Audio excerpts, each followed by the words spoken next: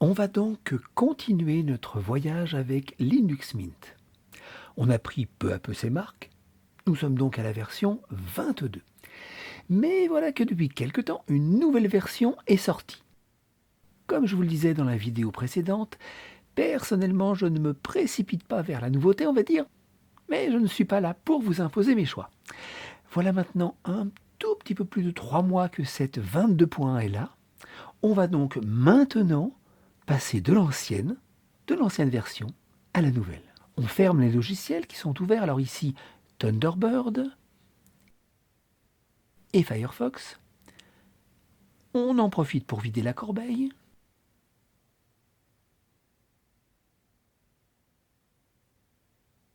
Alors on raccorde son disque externe et on lance une dernière sauvegarde. J'ai volontairement accéléré la vidéo. Celle-ci se termine avec succès. On peut donc passer à la suite. On ferme toutes les fenêtres et on éjecte le disque externe de sauvegarde. Et on le retire physiquement.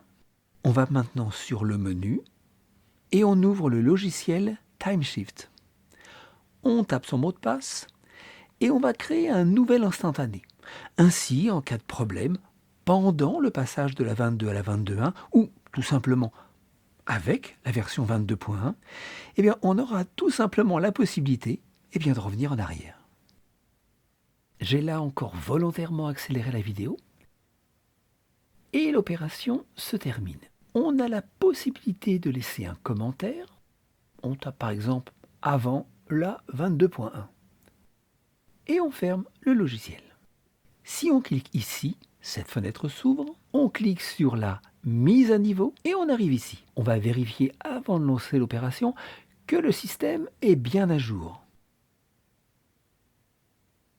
On peut également cliquer sur actualiser pour en être sûr.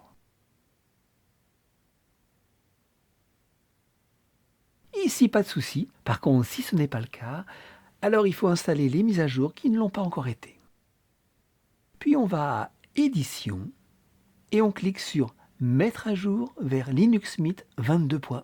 Et on se retrouve au même endroit que tout à l'heure. On peut cliquer sur Suivant. Alors on peut lire, si on le désire, les notes de cette version et on reclique sur Suivant. Là, pareillement, on peut lire les nouveautés qu'apporte cette nouvelle version et on clique à nouveau sur Suivant. Là, on peut lire que les nouvelles versions fournissent des corrections, de bugs et de nouvelles fonctionnalités, mais qu'elles peuvent parfois introduire des problèmes nouveaux. En effet, une mise à jour peut représenter un risque. C'est pourquoi on s'est assuré, avant de se lancer dans l'aventure, de créer un nouvel instantané dans TimeShift, et cela afin de pouvoir, en cas de problème, tout simplement revenir en arrière. Au cas où, pour une restauration du TimeShift, la procédure est expliquée à la vidéo numéro 60. Donc on coche la case pour signifier qu'on a bien pris connaissance de l'avertissement et on clique sur Appliquer. On tape son mot de passe et le téléchargement commence.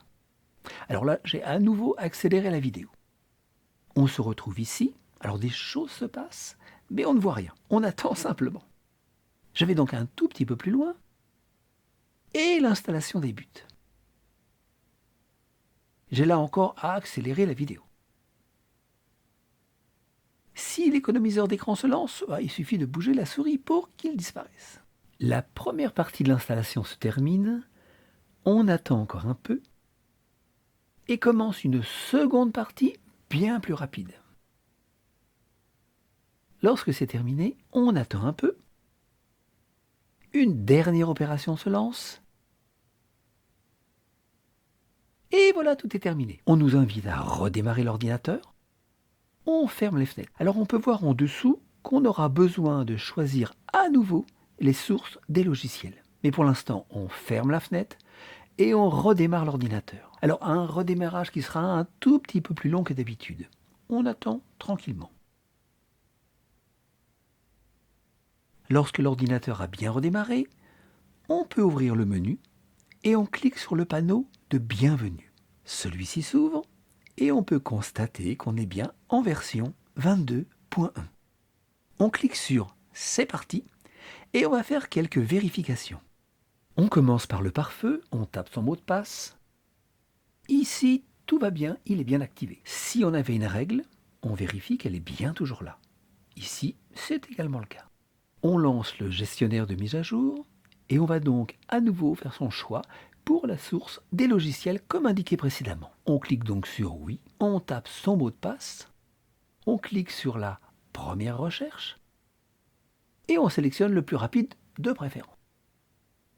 On clique sur appliquer, on clique sur la deuxième recherche et de la même façon, on choisit l'un des plus rapides. Et on clique à nouveau sur appliquer. Puis on clique sur la mise à jour du cache qui est en vert. On attend un peu. Et lorsque cela est terminé, on ferme la fenêtre. On actualise. On peut voir dès à présent que le logiciel qui a fait la mise à jour est différent et que sa présentation graphique l'est également. On attend un peu. Lorsque cela est terminé, on peut également vérifier le gestionnaire de pilote. Là encore, c'est OK. On ferme la fenêtre. On peut au cas où vérifier le timeshift. Alors de ce côté-là, tout est bien en place. Et en cas de problème, on peut restaurer ce dernier instantané. On ferme la fenêtre, ainsi que celle du panneau de bienvenue.